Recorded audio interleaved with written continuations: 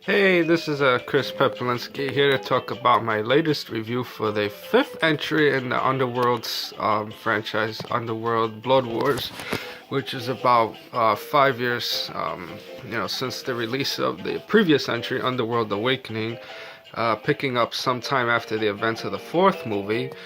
Selena is now, a hunted fugitive, almost like a pariah within the vampire clan, because of, previous events in the other movies, involving, the death of, Victor and Marcus and her daughter Eve from the previous movie.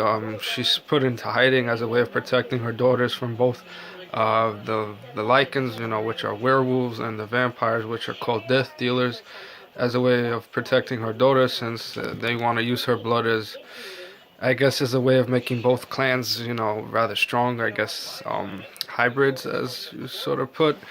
One of the cool things about this movie that I thought was pretty cool, that it introduces nomadic vampires. I don't know if they're like the highest version of, I guess, the vampires, but they have like some pretty cool powers. Even though they have like the white hair, but they have the ability to teleport and, I guess, strength and things like that. So I thought that was pretty cool. And Celine also faces the threat of a new Lycan leader named Marius, who happens to be one of the most strongest Lycans there is, but he kind of looks, I guess, face-wise, a little bit more humanoid. And then there's also Samara, who's, uh, I guess, what you would call the vampire villain of sorts, who wants, Celine's blood to make herself like a hybrid, I guess, not a hybrid, but a very powerful vampire that's immune to sunlight, which is something that Celine has after she drank Alexander Corvinus's blood, making her very, powerful, which basically includes, immunity to sunlight and UV bullets and things like that.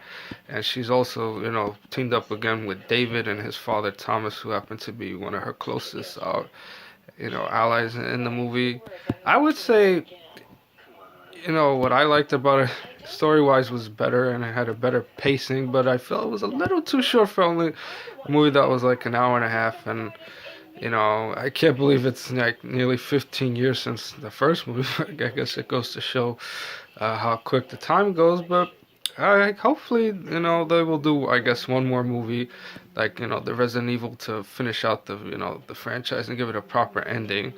But I would say I wish one of the things they would have done is included Michael more into the story, considering how vital he was in the first two movies. But I guess, they figured since Celine's the main focus, they wanted it to be on her. But I guess we'll see what happens in the next century.